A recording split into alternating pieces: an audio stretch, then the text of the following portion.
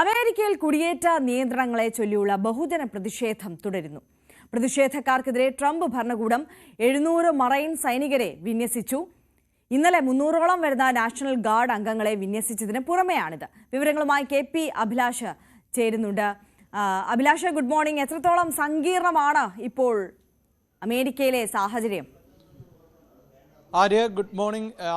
ഈ അനധികൃത കുടിയേറ്റക്കാരെ ഉന്മൂലനം ചെയ്യും എന്ന് നേരത്തെ തന്നെ ഡൊണാൾഡ് ട്രംപ് തെരഞ്ഞെടുപ്പ് പ്രചാരണ വേദികളിൽ അടക്കം പറഞ്ഞിരുന്നതാണ്. എന്നാൽ ഇപ്പോൾ ട്രംപ് ഭരണകൂടത്തിൻ്റെ ഈ നീക്കത്തിനെതിരെ വ്യാപകമായ പ്രതിഷേധം ആണ് ഉയരുന്നത്. ഈ പ്രതിഷേധം ഉയരുന്നതാകട്ടെ അനധികൃത കുടിയേറ്റക്കാരെ ഉന്മൂലനം ചെയ്യുന്നതിനോ അല്ലെങ്കിൽ അവരെ രാജ്യത്ത് നിന്ന് നീക്കം ചെയ്യുന്നതിനോ എതിരെയല്ല, മറിച്ച് ആ രീതിക്ക് എതിരെ ആണ് വലിയ തോതിലുള്ള പ്രതിഷേധം ഉയരുന്നത്. അതായത് കഴിഞ്ഞ മാസം ഇത്തരത്തിൽ അനധികൃത കുടിയേറ്റക്കാർ എന്ന നിലയിൽ ഉദ്യോഗസ്ഥർ കണ്ടെത്തിയിട്ടുള്ളത് 239 പേരെയാണ്. എന്നാൽ ഇത്തരത്തിൽ ചെറിയ തോതിൽ ഉള്ള റെയ്ഡുകൾ ആണ് നടക്കുന്നത് എന്നും ഈ റെയ്ഡുകളുടെ എണ്ണം വർദ്ധിപ്പിക്കണം എന്നുമാണ് ഡൊണാൾഡ് ട്രംപ് ഉദ്യോഗസ്ഥർക്ക് നിർദ്ദേശം നൽകിയിട്ടുള്ളത്. ഒരു ദിവസം കുറഞ്ഞത് 3000ഓളം അനധികൃത കുടിയേറ്റക്കാരെയെങ്കിലും കണ്ടെത്തണമെന്നും അവരെ അറസ്റ്റ് ചെയ്ത് നീക്കണം എന്നുമുള്ള ആവശ്യം ആണ് ഡൊണാൾഡ് ട്രംപ് മുന്നോട്ട് വെച്ചിട്ടുള്ളത്. ഇതിനുവേണ്ടി വ്യാപകമായ പരിശോധനകൾ, അതായത് എല്ലാ നിയമങ്ങളും ലംഘിച്ചുകൊണ്ടുള്ള പരിശോധനകളും മനുഷ്യാവകാശ ലംഘനങ്ങളുമാണ് ഇപ്പോൾ അമേരിക്കയിൽ നടക്കുന്നത് എന്ന് ആരോപിച്ചുകൊണ്ടാണ് വലിയ പ്രതിഷേധം ലോസ് ഏഞ്ചൽസിലും കാലിഫോർണിയയിലും അടക്കം തുടർന്നുകൊണ്ടേ ഇരിക്കുന്നത്.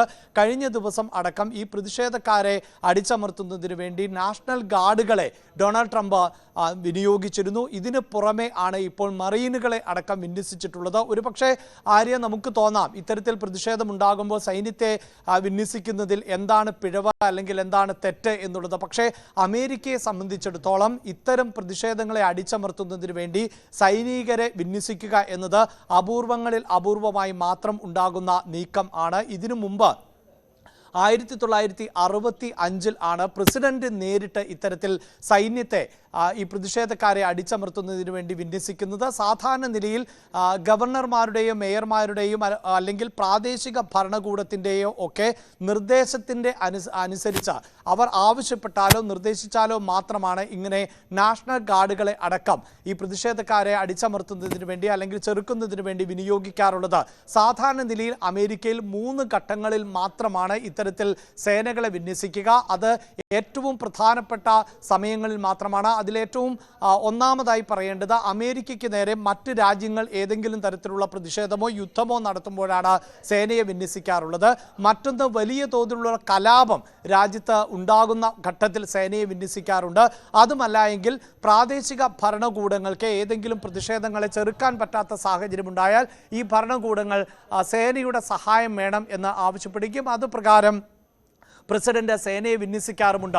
എന്നാൽ ഇവിടെ ഉണ്ടായിട്ടുള്ള വിമർശനം എന്നത് ഈ കാലിഫോർണിയയിലും ലോസ് ഏഞ്ചൽസിലും ചെറിയ പ്രതിഷേധങ്ങൾ ആണ് ഡൊണാൾഡ് ട്രംപിന് നേരെ ഉണ്ടായത്. ആ പ്രതിഷേധത്തിൻ്റെ ഘട്ടത്തിൽ തന്നെ ഡൊണാൾഡ് ട്രംപ് സേനയെ വിന്യസിച്ചു, നാഷണൽ ഗാർഡുകളെ വിന്യസിച്ചു എന്നുള്ളതാണ് വലിയ തോതിൽ വിമർശനത്തിന് വഴിവെച്ചിട്ടുള്ളത്. ഇപ്പോഴും അത് തുടരുകയും ചെയ്യുന്നു. ഇവിടെ ഡൊണാൾഡ് ട്രംപ് പറയുന്നത് പ്രാദേശിക ഭരണകൂടങ്ങൾ ഈ പ്രതിഷേധങ്ങളെ ഇല്ലായ്മ ചെയ്യുന്നതിന് അല്ലെങ്കിൽ ചെറുക്കുന്നതിൽ പരാജയപ്പെട്ടുവെന്നും അതിൻ്റെ അടിസ്ഥാനത്തിലാണ് നാഷണൽ ഗാർഡുകളെ അടക്കം വിനിയോഗിച്ചത് എന്നുമാണ്. പക്ഷേ ഗവർണർമാർ ഈ ആരോപണത്തെ തള്ളുകയാണ്. അതായത് തങ്ങൾക്ക് നിയന്ത്രിക്കാമായിരുന്ന ഒരു പ്രതിഷേധത്തെ ആണ് ഒരു പ്രക്ഷോഭം എന്ന നിലയിലേക്ക് ആളിപ്പടരുന്ന സാഹചര്യം ഡൊണാൾഡ് ട്രംപ് സൃഷ്ടിച്ചെടുക്കുന്നു എന്ന വലിയ വിമർശനം ആണ് ഇപ്പോൾ നിലനിൽക്കുന്നത്.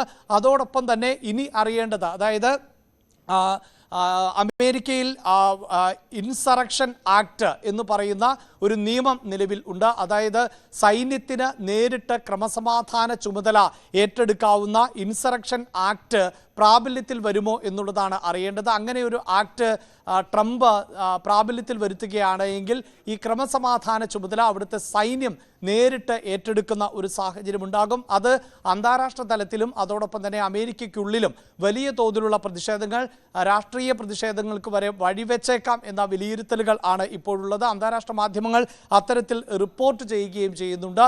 അതോടൊപ്പം തന്നെയാണ് ഇത് മനഃപൂർവമായ ഒരു പ്രതിഷേധം സൃഷ്ടിച്ചെടുക്കലാണ്, അല്ലെങ്കിൽ ഈ പ്രതിഷേധത്തെ ബോധപൂർവമായി ആളിക്കത്തിക്കുകയാണ് ഡൊണാൾഡ് ട്രംപ് എന്ന വിമർശനവും ഉയരുന്നുണ്ട്. അതിന് കാരണം നമുക്കറിയാം, ട്രംപും ഇലോൺ മസ്കും തമ്മിലുള്ള അഭിപ്രായ ഭിന്നതയാണ്.